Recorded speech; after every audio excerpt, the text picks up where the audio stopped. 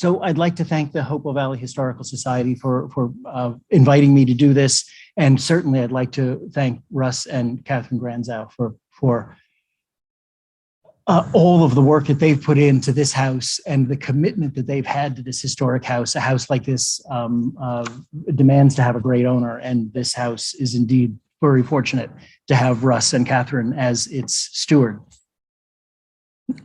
So additions to historic houses, you know, we've all seen good additions and bad additions. And the first image I have here on page 2 is just one I like because, you know, it shows how over time these historic houses grow. They can grow well, they can grow badly. In this case, you know, whoever was responsible for all of these additions just sort of found a formula and stuck with it, you know. But you can see that it all kind of works. It all kind of comes together. They sort of acknowledge some of the important rules of materials, roof slopes, scale, openings within walls, scale of windows, things like that. That's just sort of an opening shot of something that without architects, without regulation, sort of happened organically, but seemed to have worked out pretty well. Historic patterns, there are certain ways that historic houses typically evolved and were added onto. And we all know that the typical way that they expanded houses was to add on to the ends of the house. And that's because, both because of construction techniques, you know, spans of wood, things like that. It's hard to build a great big square house. It's easier to build sort of a longer rectangular one. The advantage of a long rectangular house also is that you have more walls for windows on the front and back so that rooms are better illuminated. So that when it was time to expand a house, it made sense to expand out the end with, you know, yet more windows on the front and the back. The house on the top left is on Main Street in Pennington, and you can see that house was built in 4 sections. There's a small section in the back, but you know, what you're looking at here in this front facade was built in 3 campaigns, extended each time. Similarly, the house on the top right is a house in Jersey, the Apple Tree House in Jersey City, where there was a small 1-story addition on the left side that was built first. That was the original very small farmhouse built in the 18th century. Later, the large block on the right was built in the early 1800s. And then later in the 1800s, the piece on the left was then expanded to a 2nd floor. That's a very sort of typical pattern. On the top, on the bottom right, you see the house in down near Howell Living History Farm. And there, the piece on the left was the original small house. As the family prospered, they added on the block on the right, a very common practice in New Jersey. On the bottom left, that what looks like a 5-bay Federal was in fact the 3 bays on the left were the original house. It was later expanded with a kitchen even farther to the left, which was subsequently knocked down and rebuilt. And then even later on, 2 more bays added to the right. So that's a very typical way that houses were added onto, but there are also samples all over of other ways that houses were also expanded. And we'll talk more about that when we talk about the Jeremiah Woolsey house. The Secretary of Interior standards are sort of the gold standard, which used for all reviewing agencies for assessing the appropriateness of how houses are, how you add on to a house. The Secretary of Interior standards are what we in any historic preservation commission are referring back to for determining whether a particular addition is appropriate. And so in standard number 9, I want to note that there are 2 words there, is that it shall be differentiated from the old and shall be compatible with the massing, size, scale, and architectural features to protect the historic integrity. Differentiated and compatible sometimes end up being opposites when we're trying to figure out what we would like to do. And we'll talk a little bit more about those 2 terms. Also important to remember, though, is rehabilitation number 10, where that any addition added on ideally should not permanently change or mar the original significant historic structure. So Hopewell Township has excellent guidelines. And you'll notice here that in the Hopewell guidelines, the part about differentiation kind of disappears a little bit, and they talk more about an addition being subordinate and compatible. And that's exactly what we'll talk about more with the Jeremiah Woolsey house. That was sort of our goal here, less than differentiating.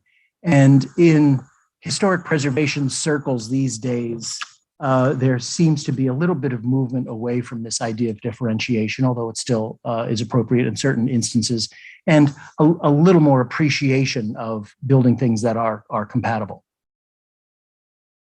I want to take a moment to note the Hopewell Township guidelines.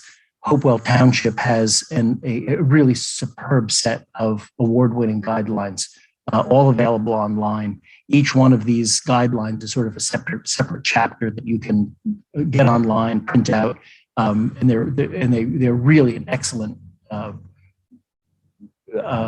document for talking about how to deal with all of these things on historic buildings. And the last one you'll see there is one that specifically talks about additions and new construction.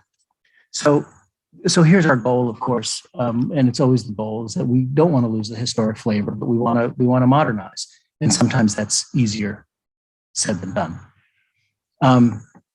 So we begin with respecting historic integrity. Identify what are the most important things about the house, and those are the things that you're going to want to protect.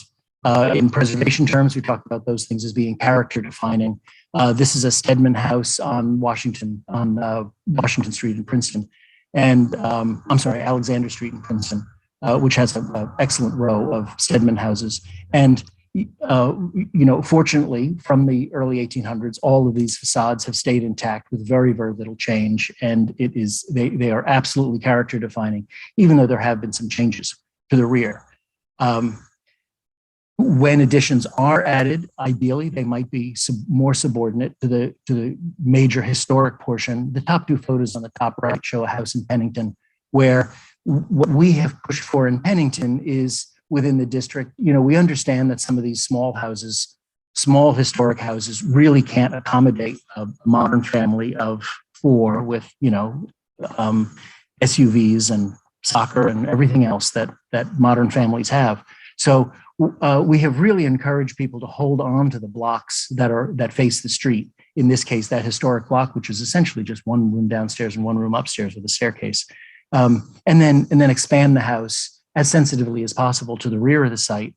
And that's happened on several houses now on Pennington's Main Street, and has enabled the streetscape to really stay intact and retain a lot of its historic character. The house on the top left, there are a couple of additions that sort of come out of the back of the house. Again, subordinate, they're to the rear of the house, much like what we'll talk about more here at the Woolsey house. The addition on the bottom is built, the wing that you see on the right side there is behind an existing garage, and again was subordinate in a way that it provides a very, very large usable family room for a modern family in a house that was originally built in the 1930s and didn't have that space. So size is an issue in ideally, in trying to add something on that is subordinate. You want the addition to be smaller than what was originally there. However, some of these historic houses were really very, very small. The photograph on the right here, the two small pieces, the stone piece on the far right was built in the 18th century. It had been added to, there was a small sort of farmhouse wing added onto it that was a little bit larger. But the purchasers of this house really wanted something much larger than this house. So in this case, we added a link and added on really a very large addition, because in this case, the original historic piece was just too small for the new addition to be subordinate. And in this case, then the historic piece becomes subordinate to the new house. But in this case, still works together sensitively as a whole. Other architects had told this client that they should just knock the whole thing down and start over with a single house. I'm on page 11, by the way. I just realized I haven't been saying numbers, but I think it's generally pretty clear. Differentiated is where sometimes I have an issue where sometimes if there is too much effort made to differentiate, it can feel a little strange. On the top left is Prospect House on Princeton University, which has a very, very modern addition out the back, which actually I've sort of come to like in its 70s glassiness. But it was very controversial at the time, understandably. Warren Plattner, when he designed that, in his way of thinking, actually was being compatible in some ways using materials. He's, it's not bright white. The glass is darker, but there's no question it's very differentiated from the original. On the bottom right is a project that when I worked in New York, we did a small commercial project on 7th Avenue in New York City. And we surveyed the neighborhood and identified all the elements that sort of made that portion of that street a historic street. And then we abstracted them all and created this sort of very modern little storefront. This is a tiny little building. And it was approved by the Historic Commission in New York City, who are notably difficult. It was approved by them in about 20 minutes. And they said they really loved the art quality of it. So, there are times when it's appropriate to really do something that's quite different.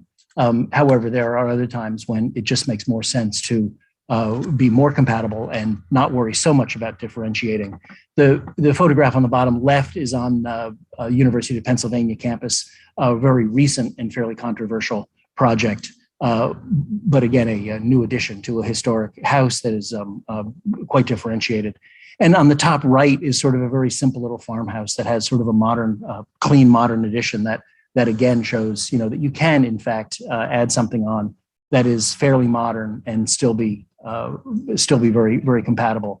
Notice that it connects with a little slot of a window that sort of separates the new from the old and allows the original to retain its integrity. So on the other hand, compatible, a few different projects here on the top left. That wing closest in the photograph is brand new, added to a house in the Hudson River Valley built in the 1700s. That wing is a single room, just a kitchen, but makes the whole house workable. And in this, sort of very idyllic setting on a little pond, it doesn't detract at all from the original character of the house and simply expands the original character. Likewise, the photo on the bottom left has been expanded many times. That's a house in my family. And has been expanded, has had probably 6 or 7 additions onto it. And each one, just like that first photograph, we just sort of stuck with the formula and added on more, and the house retains its character.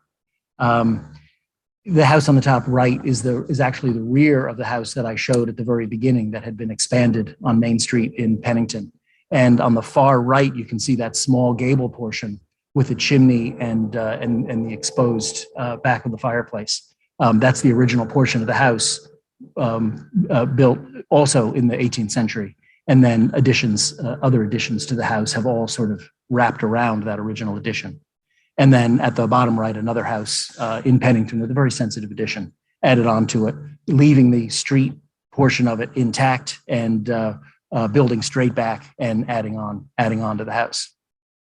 This is one of my favorite photographs to discuss compatibility. This is Grand Place in Brussels, and the buildings in this row are built in different centuries by different architects, so that there is sort of a wonderful diversity of the buildings, but at the same time, there's a clear compatibility that each architect who worked here respected what had preceded him, so that it's unified as a whole, but each architect sort of respected the overall proportions of the buildings, the proportions of the openings, the breakdown of muntins within windows, the relationship of opening to mass. And this happens all the way around Grand Place in Brussels, and architecturally is really, really very, very rich. So along with differentiating, there has long been a sort of a rule in preservation circles about not duplicating exactly. And that's because there was sort of this rule about differentiating, right? So at one point, this is the Jewish Museum on 92nd Street and 5th Avenue in Manhattan. formerly the Warburg Mansion on Fifth Avenue. And if you can see, there's a very faint sort of red line that divides the left third of the building. Everything to the left of that line was added probably 2 decades ago. And it was very controversial among preservation architects at the time because it was absolutely a bald copy of what existed before. And since then, it has become to be accepted as absolutely an appropriate thing to do in this case, although not differentiated whatsoever. And then before we move on to the Jeremiah Woolsey house, I'll just leave with a image of sort of what not to do. If as we've talked about rules, this pretty clearly breaks all of them. So the Jeremiah Woolsey house, as Catherine said, constructed in 1765. That's the major block on the left side. Added a kitchen addition in 1802. That's the wing on the right side that has a chimney. And then in the Habs photograph on the left, you can see at one point there was a wagon shed beyond that. The Habs photographs, Habs photograph from the early 1930s. You can see the photograph on the right is a current contemporary photograph. And you can see that there have been changes on the house over time. Porch, which was a later addition anyway, has since gone away. Dormers changed over time. The dormers provide really very, very usable space at the second floor. So there's certainly no intent of removing those now. But what we wanted to make sure we did with the design here was to make sure that this is the significant image of the house, just like that Stedman house on Princeton, where, this is the character defining image of the house. And we wanted to make sure that we didn't alter this. Early on, we did consider, do we build a wing out the side, right where I'm sitting, which would be a traditional way of doing it. But in fact, it didn't make sense with the interior plan. And in fact, we really just didn't want to change the view of the front of the house. And it made more sense then to go out the back. Here's the Habs drawing of the house. Habs drawings, mostly done in the 1930s, are remarkably valuable to us when we're doing work now. This house, I think, was recognized as very significant when they were doing Habs surveys. I forget how many sheets of drawings are on this. I think it's 11 or 12 sheets where they documented the original hardware, some of the original cabinetry. It's really an extensive set of drawings, and is really a wonderful thing for us to have to work with. So here you can see very clearly the main block from 1765, the kitchen addition in 1802, and then the small wagon shed added on to the side of that. And at the rear of the house, on the left, again from the Habs drawing, on the right side of that drawing, you can see where there was a block where in the 1930s there was a small kitchen addition, later removed. And you can see the rear of the addition, the kitchen addition, as it was in the 1930s. And you can see on the right-hand photograph where that has been covered up by the 1997 edition that Catherine mentioned. When you go on the tour of the house later, you'll be able to see that door and that window that are shown in the Habs drawing. You'll be able to see those again. In designing this addition, then, we determined that it really made much more sense to build against the back of the house. But while we were at it, to try and retain as much as possible the openness of the back of the original 1765 portion and build behind the 1802 portion. So on the left is the Habs floor plan, which shows the 1930s configuration. And on the right is just an early sketch of how to add on to it. If you see on the bottom of that right sketch, you'll see the word 1802. That's the 1802 room, which has a door and a window, which originally went out to the back. And on the left-hand Habs photograph, you can see that same door and window in the back of the kitchen wing on the right side. So that's where we looked at adding the building out. And so the plan was then to build out the rear of the 1802 section, avoid the brick rear wall of the 1765 portion.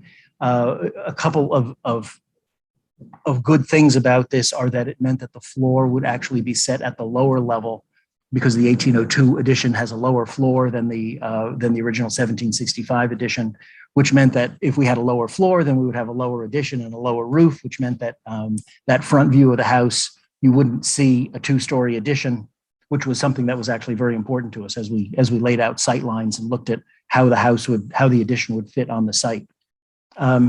It also led us to the idea of designing the addition as a separate structure, consistent with historically very often separate structures were moved around.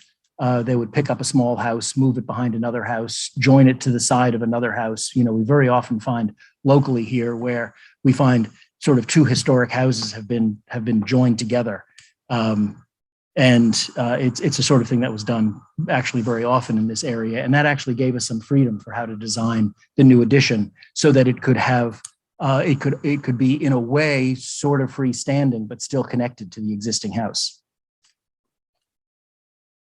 So slide number 20 then shows our construction document of the house with the existing house toward the bottom of the page, where the lines are not filled in, where it's very light, and then the dark lines sort of showing all of the new construction, with sort of a big entry hall right behind the 1802 room, or above the 1802 room on this plan. And that hall then sort of acts as the connector between the existing house and sort of the connected house, the new addition. From that entry hall, it serves the purpose of circulation going every which way out of the back of the 1802 room, off to the right, which is a new greenhouse to replace the greenhouse that's currently on the front of the house, off to the left from that space to a new pantry built behind the existing kitchen, and then straight back into a hallway that gives access to a bathroom and a staircase to the next floor, and also to the laundry room in the back. And this is called a laundry room because we want, again, in the effort to sort of respect historic dimensions and proportions, we very much wanted to have a low ceiling on that first floor. We've set it first at 7.0. Russ and Catherine said, can't we make it even lower? I said, are you really sure you want it to be really lower? And they said, yeah, we want it to be lower, just like the 1802 room. We really do want it to be like a historic house. So the code actually gives you an exemption from a 7-foot standard ceiling, which is otherwise required for habitable spaces. But the code does allow laundry rooms to have a 6'8" ceiling. So this room does have a washer and dryer in it, in the bottom left. And it's a laundry with a 6'8" clear dimension to the bottom of the beams. The building inspector, by the way, never blinked an eye at this. It was not an issue, but had it been, it's in the code. So this is the second floor. You can see that there is not a walkable connection between the two second floors of the house. The existing second floor of the historic house, which includes all of the Granzau's bedrooms, does not connect directly to the second floor of the addition. To get to that addition, you need to go through that connector and into the addition, and then up that staircase into first a studio and then an office at the back. And elevations then, the top elevation here, again, the intent was very, very much to recognize that as a character defining view of the house and really not to change it. You can see in this, because it's an architectural elevation, that on the right side, there's a little gable and chimney sort of peeking up behind the 1802 addition. However, given the slope of the site, as you approach the site, we carefully looked at sight lines, and you do not see that gable end and chimney at all when you're approaching the house. You still see the historic view of the house. And we did add the greenhouse off the right side, expanded in the way that houses traditionally were, with another gable off the end of the house. On the lower view is the east elevation of the house. On the left side of that view, you see the two gables of the original portion of the house in the kitchen addition. Next to that is the cute little gable of the greenhouse, tucked in there by the entry, and then beyond that is the new two-story addition. And here you can see the two-story addition is, its scale is actually lower. You can see where the eave line is, where the window heads are on the second floor. They're considerably lower than the main house, and that was all very intentional. To sort of keep the height of that down, so that it would seem very, very much like a historic structure. The top view is the rear elevation. At the far left, you can see the new greenhouse, and then the gable of the new addition with 3 air conditioning units behind it, something that is essential as part of modern construction. And then behind the main block of the Woolsey house, largely untouched, with the addition of a small shed pantry with 3 windows in it that connects the kitchen to the new entry.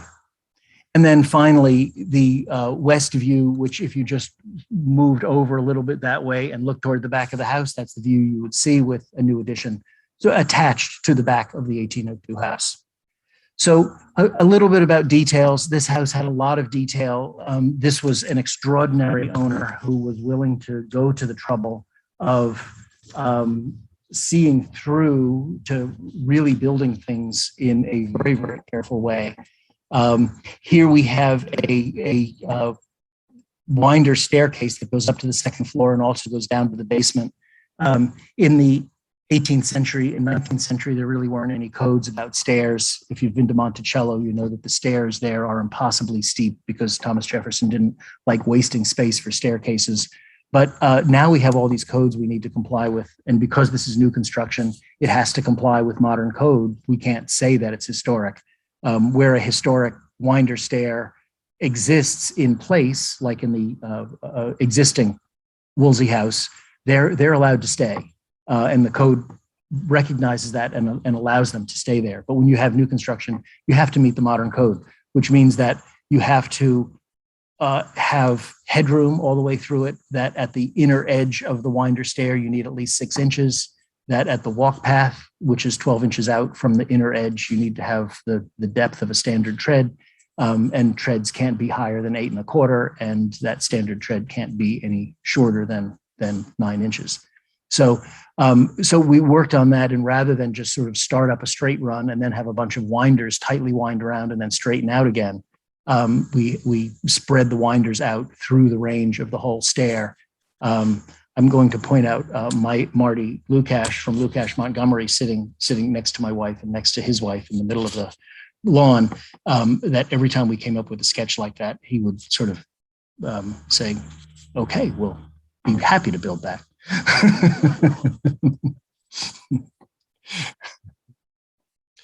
And when you're in the house on the tour later, do notice the stair, because it was a challenge. Another set of details we worked through were porches, the door hoods on both the front and the back of the wing. Again, demanding a level of detail because historically, it's really very, very impressive on historic houses all through the Hopewell Valley, the level of detail you see by untrained carpenters who built really beautifully proportioned and beautifully detailed details on historic houses all through the Hopewell Valley. So here is a construction view showing the beginning of the framing of the first floor. The house, the addition is really a mix of traditional and conventional methods. There was early discussion about should this be built as a historic house, and at one point there was consideration of actually purchasing an old house frame, reconstructing that frame here and rebuilding that. In fact, we had a little more flexibility by building our own frame and also a little bit easier time meeting current codes, insulation requirements, things like that, by building, in this case, a fairly conventional stud frame and a conventional concrete foundation. And then I would have to say that was pretty much the end of the conventional construction, and everything after that was done. More traditionally, when you're in the laundry, for instance, you'll see the beams that span all the way across and are heavier beams than you would traditionally see in modern conventional construction, much more like traditional historic construction. Here is the detail of that finished door hood. On the right side is my early sketch. I sent Russ and Catherine sketches of, I think, 3 different door hoods that would be appropriate for this house. They said, yeah, something like this one. We drew the detail of that up. You saw it on the construction document earlier. And then Marty and his carpenter and Russ were very careful out here as all that construction was happening, sort of holding up pieces of molding, making slight adjustments to dimensions, and then you end up with something that is really, really, properly proportioned and looks exactly right on the house. Similarly, windows, all the windows in the house, you'll see when you're inside, these windows were not purchased from Marvin or Anderson or Pella, but in fact were custom made. And the detail on the right is, again, my sketch of sort of how that window should work, all the pieces of a traditional window and what their dimensions would be to work with this wall system, which again is a 2x6 wood stud wall. And on the left then is the finished window, single glazed, hung window with Muntins, restoration glass, a removable storm and screen panel in it, and shutters that are properly proportioned for the window opening. You often see this pattern of shutter with sort of 2 larger rectangles and a smaller square on top. And one of the reasons for that is if you just did 2 panels, which would match the upper sash and the lower sash, then that would put the latch right in the middle of the window. So it would mean that when you open the window and lean out and try and close the window, you wouldn't be able to do it. So in fact, by changing the proportion of the panels on the window from the window sash, it meant that it lowered the latch for the window and made it easier to operate from the interior. Those guys were smart. Or they learned by doing one or the other. The last couple of photos here are just some general photos of the finished edition. So on the, and we're on slide 29, on the top left, that's the view from the east, the gables of the original kitchen wing. On the far left, brick above, stucco below, where that wagon shed at one point had been added on. And then beyond it, main block, which is taller. Then the greenhouse, which you'll see when you walk around. And then to the right of that, the new addition. And then the existing brick outbuilding, which the whole time we were designing, we knew we were getting very close to it. We worried a little bit about, are we okay building an addition so close to that existing brick outbuilding, which is historic, and we didn't want to move. And in fact, when you walk around and see it there later, you'll see it's really a very nice combination. On the top right, you see the same thing again, the back of the addition with the small existing brick outbuilding. And because the grade is sloping down, then the door from the back of the laundry has a small porch there, stepping down into the yard. Bottom right shows the addition against the back of the existing house, and the bottom left then shows the existing house where, but for the addition of the small greenhouse on the right side, you can see from this angle that you don't see that there's an addition onto it at all. The front stoop was rebuilt, and the house again is brought back to its historic form and not visibly altered here by the addition. A couple of photographs at the interior. The photograph on the top left is the laundry room, looking towards the gable end, looking that way, looking north. And a repurposed historic fireplace mantle was purchased, salvaged and cleaned up and put in place, and all the rest of the construction there, that colonial woodwork is all Marty Lukash and his guys building that wall, which is completely appropriate to a colonial house. The photograph on the top right then is the floor directly above, the fireplace directly above another historic mantle. And on the tour, then you'll see that room as well on the second floor. Both of these rooms, again, with sort of low ceilings and exposed beams, and a very historic character.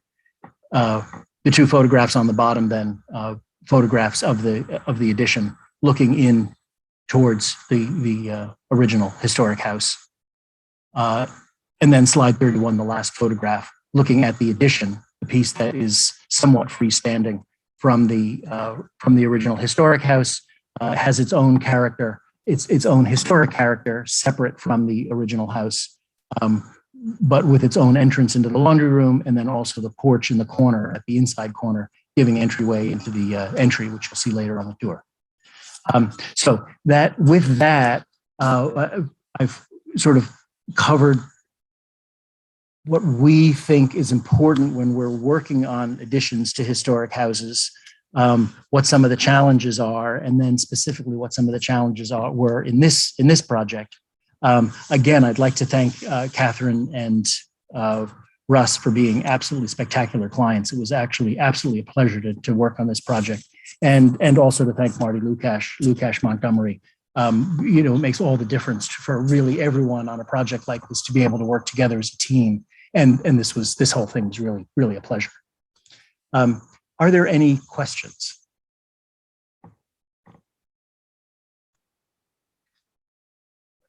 Bob. If you were to have reconstructed a work structure, in terms of all the same limitations. I mean, we would have needed to demonstrate its structural integrity to meet current codes. At Rockingham, we reconstructed a barn there where the frame had been. It was a barn from the New Jersey Barn Company that they had disassembled and reassembled, and we needed to do structural calculations to show that frame, once reconstructed with mortise joints and pegs and some unobtrusive pieces of steel here and there to reinforce the frame, that it met current structural requirements. For something like a house, you'd also need to demonstrate that you're meeting the energy code. Other questions? I think that what's going to happen next is we'll start to do some tours through the house, and I think tours will start at the front of the house by the front door of the Woolsey house. Oh.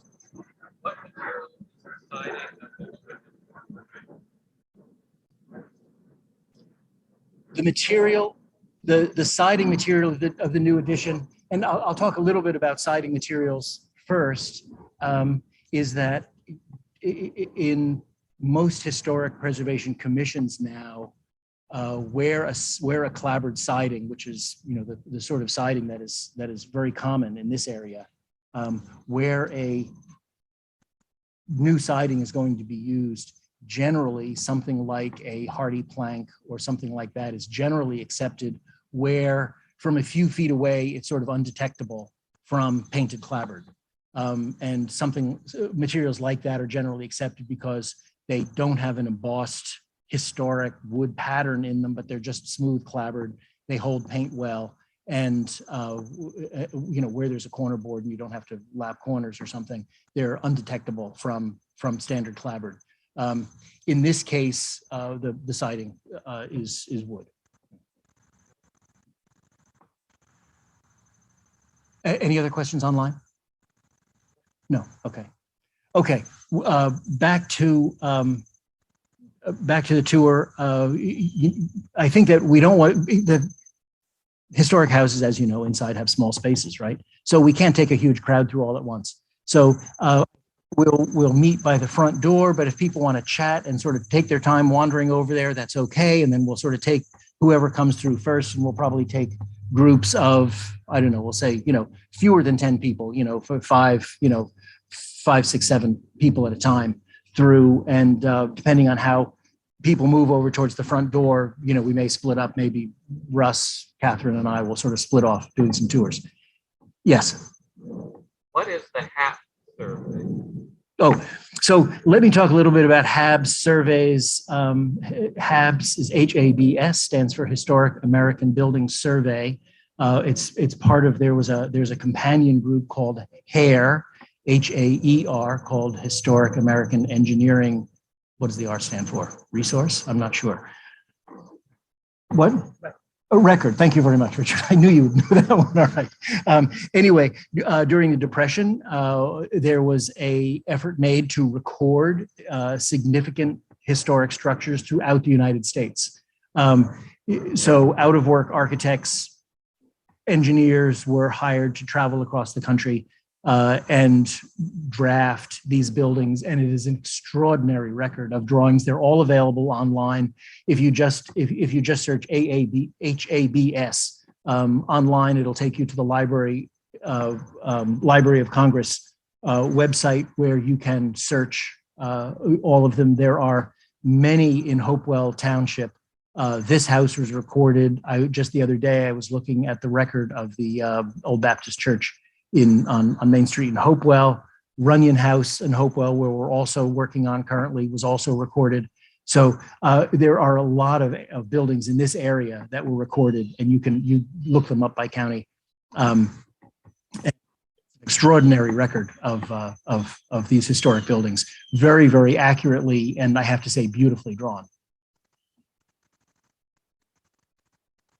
Russ. Yeah, what was the builder's biggest challenge? The stair? Yeah, yeah.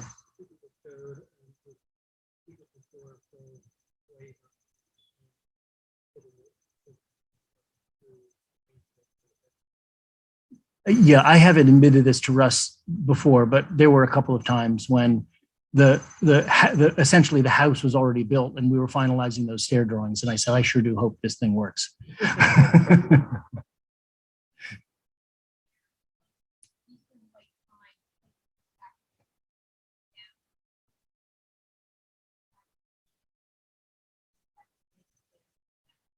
If you couldn't hear Catherine, she said that the wood that the stair was actually constructed from came from a tree on the property.